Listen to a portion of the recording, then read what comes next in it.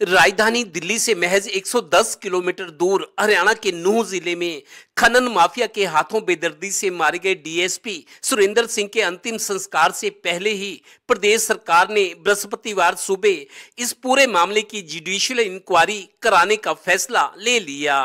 खुद गृह मंत्री अनिल विज ने ट्वीट करके डीएसपी की हत्या और इस इलाके में अवैध खनन के हालात और शिकायतों की न्यायिक जांच कराने की जानकारी दी। दरअसल ये समय की जरूरत थी और तूफान को थामने का विकल्प भी, और सरकार ने यही किया भी। डीएसपी सुरेंद्र कुमार की जो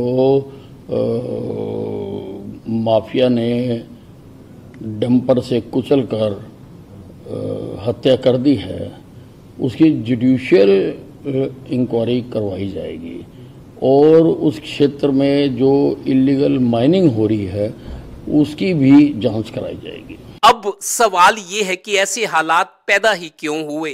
ये स्थापित सत्य है कि प्रदेश में अवैध खनन में बंसीलाल सरकार के बाद यानी 1999 के बाद की सरकारों की ढील, लापरवाही और लालच इसके कारण रहे हैं।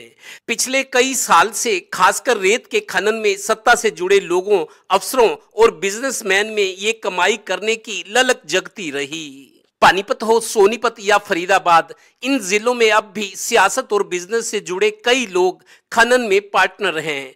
इसके अलावा अफसर लाबी भी अपना दखल रखती है, यानी पैसा कमाने को खनन का बिजनेस और अवैध माइनिंग दोनों ही इन्हें ललचाते हैं।